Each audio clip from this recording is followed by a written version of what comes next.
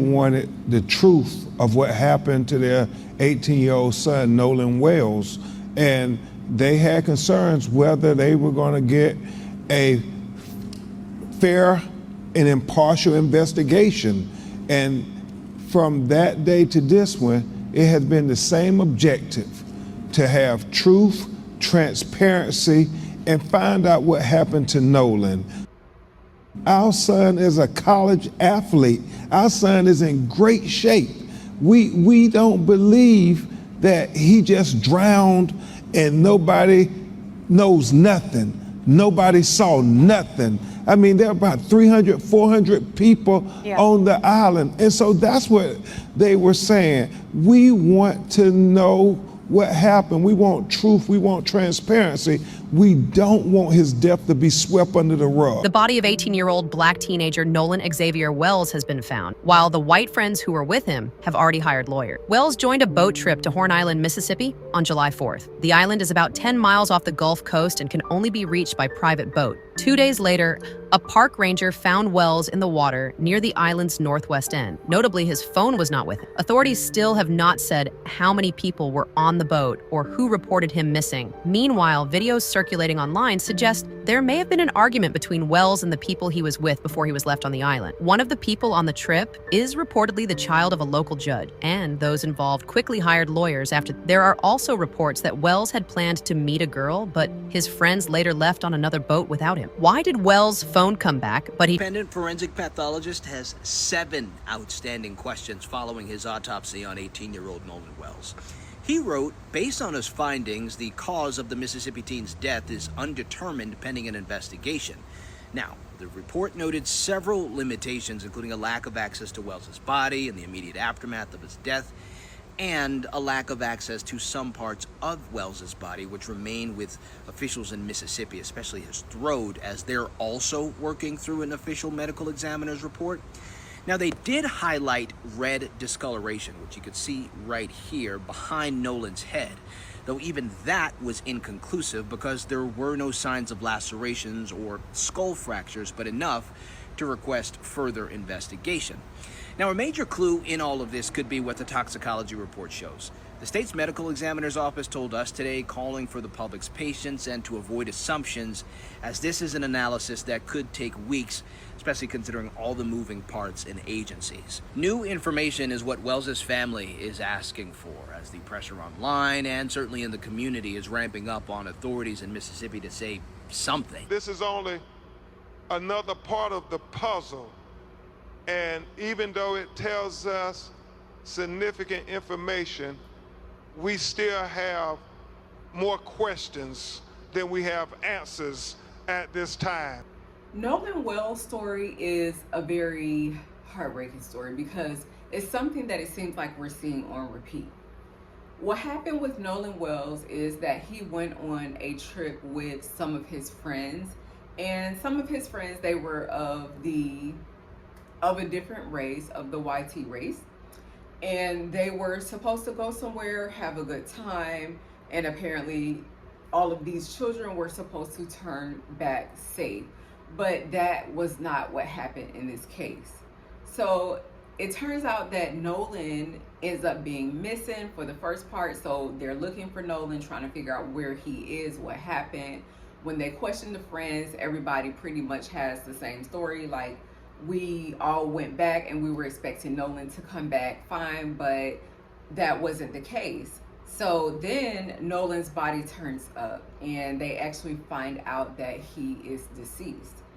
They're asking more questions and the story is still the same. We went somewhere, we was expecting Nolan to, come back, or either he was supposed to stay behind with the girl. So when they ask these group of friends are saying that we didn't do anything to Nolan. We're not exactly sure what happened. He was supposed to turn or come back to this meeting spot that we all were supposed to meet at, or he was either spending time with this young lady. And then when you talk to the young lady, her story is the same. Like, I don't know what happened. I thought that she was going to be going back with you all. Now, the biggest problem with this story is that you have so many reoccurring situations like this. I don't know if you all remember the story a while back with Kendrick Johnson, a high school student that basically ended up upside down in a rolled up mat. And they had a lot of questions about that situation, like, well, how did he get up here? Or why would he put himself in that position where he's upside down and he's like that for hours to the point where he passed away? And it's just a lot of the things are not making sense. Now, as they dig deeper into this story, they're also saying that some messages were deleted from Nolan's phone. So this situation is definitely giving some red flags here. And what they're saying is not exactly what it is. So we have questions. People are trying to put the story together as it happens, but getting information from these young people has been fairly difficult. And I think sometimes young people don't understand the seriousness of a situation until they get older, or until they get in the family life where they have their own children and they have their own people that they're responsible for, and they realize how serious it is. So right now they're in the mindset of everybody is just not trying to get in trouble. Everybody is not trying to be truthful and forthcoming, which makes us wonder even more, what exactly did happen on that trip? Nolan seems like a very respectful young man. He seems like a very friendly young man. If this was something that just happened and it was a fault to no one, then that would be one thing. But with the deleted text messages, with people saying that they're not exactly sure of where he went or who he was with, it's just making things seem very fishy, and it's making it seem very unclear.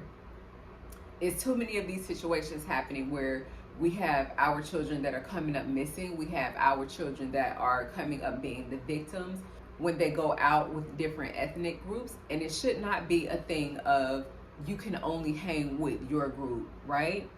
We want to feel like we live in a world where we're safe to mingle, we're safe to go and experience other people, because as human beings, truly, that is how we learn, by experiencing other cultures experiencing us. And as humans, that's, part of why we're here on this earth, to learn things about other people, not just to indulge in our community. But with these incidents being more reoccurring, it's making it feel like, are we only safe in our communities? Are we only safe with the people of the same skin color? Like, are we coming to times where it's almost like back in the day before segregation, where it's like you're not really safe unless you're with your own community? And that's not to say that it's not other people out here that are good people of opposite race or other races, because it truly is.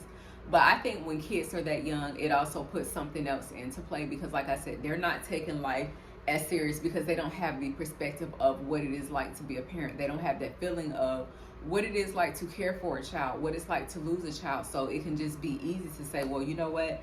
I'm a kid and I have my whole life ahead of me. I'm not thinking in the terms that you do as a parent or you do as an adult. I just don't want to get in trouble, so I'm not going to tell whatever details need to be told. And I just think that that's not right. So I'm really hoping that we are able to get some answers on what happened to Nolan, because it's absolutely unacceptable that this happens to young people in our communities. It's absolutely unacceptable that these type of things keep happening to young people in our community, and it all has to be accounted for. We want answers, we need answers. Nolan's family want answers, and my condolences go out to the family, because just to have this all, in the press and just move back every way and which way, but at the same time, I feel like that pressure is also gonna, help them get some answers, hopefully a lot quicker than sooner. So, I want to know you guys' thought on this situation, and I want to know what's your feelings. If there's some information that I may have overlooked, please put it in the comments below. Thank you guys so much for tuning into my channel. I just want to take this time to let you know how much I truly appreciate you guys. So please do whatever you can to support the channel. I'm going to be doing whatever I can to support you guys and bring stories. And please like, please comment, subscribe. I really appreciate you guys so very much. Thank you again. Until next time, peace, love, and blessings.